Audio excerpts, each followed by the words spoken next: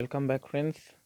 In this video I am going to sum up all about nucleus except the restriction in the nucleus one, which I am going to make a separate video. Not only a separate video, I want to make I want to make the videos on restriction nucleus a couples or a lot, because restriction endonuclease is one of the most important topic in the enzymes involved in recombinant DNA technology. So I am going to make several video on that, but it will be all about the brief description of nucleus, what is nucleus, and the four, that is a nucleus enzyme that are included in our syllabus, that is our CSIR net syllabus. One is Mung nucleus, another one is S1 nucleus, another one is RNase A and RNase H. I will be talked about them in very brief. Not only that, I will also going to give you the basic knowledge of nucleus. So let's get started. So what nucleus is? Before going to talk about this, we need to know the basic arrangement of a DNA molecule. Okay, so let's come here. I have already made it. So we all know that DNA. So we all know that DNA is antiparallel in nature. That means if you have 5 prime in here, then you must have 3 prime here, and if you have 3 prime here, then it will be 5 prime in another side. Okay, and the sugar phosphate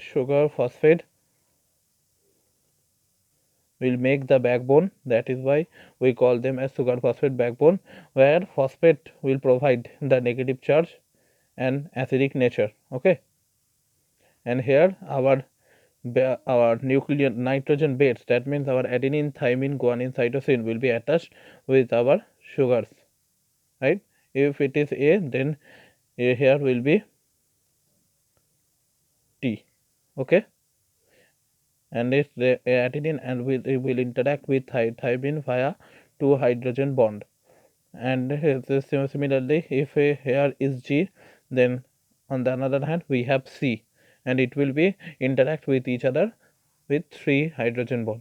So that is the basic idea for a structure of nucleus.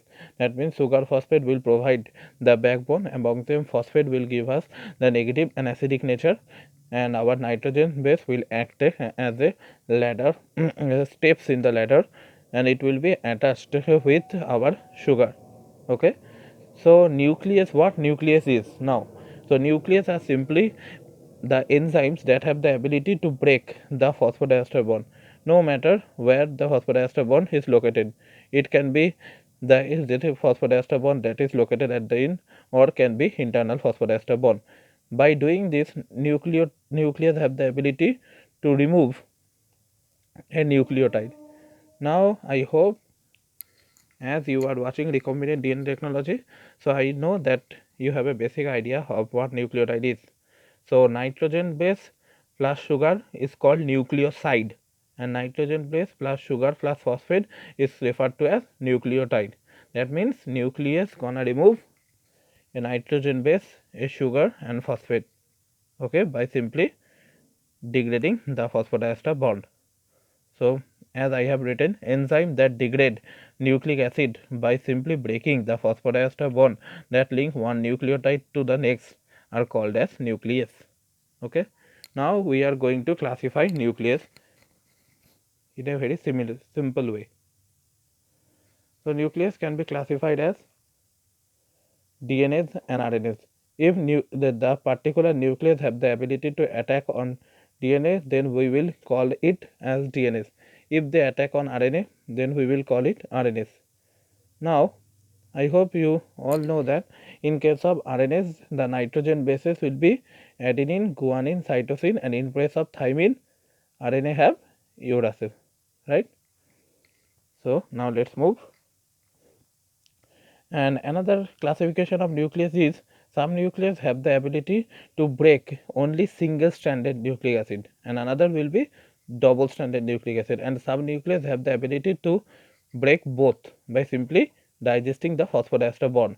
So some nucleus have the ability to take on only single stranded nucleic acid. That means they are mainly concerned with RNA, and in some cases single-stranded DNA. And some are only concerned with double-stranded nucleic acid, and that is mainly in double-stranded DNA, because in general we do not have RNA in double-stranded form in general. Okay, and some nucleic acid, some nucleus have the ability to clear both the single-stranded DNA, RNA, and double-stranded DNA. Okay, so we can classify nuclease again in three terms. One is single-stranded nucleic acid degrader, another ones are double-stranded nucleic acid degrader, and the third category for both.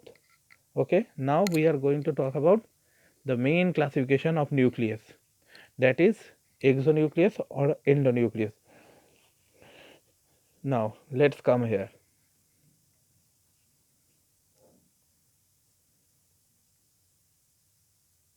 Sorry.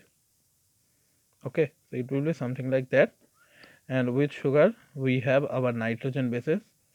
Okay, now if we are talking about exonuclease, okay, if we are talking about exonuclease simply break the phosphodiester bond from one end and removes one nucleotide at a time. That means they will show their action on end phosphodiester bond. Okay, so it have the ability to remove nucleotide 1 at a time from the end of a nucleic acid. Similarly, exonuclease have the ability to cut here. As we can see in this single stranded nucleic acid, this phosphodiester bond is present at the end. Okay, and remove one nucleotide at a time. That means this portion, or you can say this portion. And if we are talking about endonuclease, so they are concerned with breaking the phosphodiester bond internally. That means and simply digesting the nucleic acid. Okay, so endonuclease are concerned with breaking the internal phosphodiester bond, and exonuclease are concerned with breaking the phosphodiester bond that are present at the end. We can classify exonuclease further, because see here, this is our 5 prime end, this is our 3 prime end, suppose. So these exonuclease are involved in cutting 3 prime end. That does not mean that these endonuclease will cut 5 prime end. Okay, and some enzyme have the ability to cut in both 5 prime to 3 prime. BAL31, for example, who has the ability to cut both 5 prime to 3 prime end phosphodiester bond and removing nucleotide. Okay, so we can classify exonuclease further by 5 prime in. 5 prime in exonuclease are those that have the ability to remove one nucleotide from 5 prime in, 3 prime in, and 5 prime 3 prime in. One example of this is BAL31, BAL 331. Okay, so I hope exonuclease and endonuclease is clear to you, that exonuclease simply involved in remove nucleotide 1 at a time from the end of a nucleic acid, whereas endonuclease is concerned with breaking the internal phosphodiester bond. Okay, so this is the overall talk about nucleases. One nucleus is concerned with breaking the DNAs and RNAs, and in another classification we have seen that some nucleases have the ability to digest single stranded nucleic acid, and another one have the ability to digest double stranded nucleic acid, and some have the ability to digest both. In case of exonuclease and endonuclease is our another classification. In case of exonuclease, they have the ability to remove nucleotide 1 at a time from the end of a nucleic acid, and in case of endonuclease, they will break the internal phosphodiester bond within a nucleic acid. Okay, so I hope it is clear. Now let's move to the some special endonucleases. Okay, so our first one is Mung nucleases. The word is Mung. So it is a kind of plant.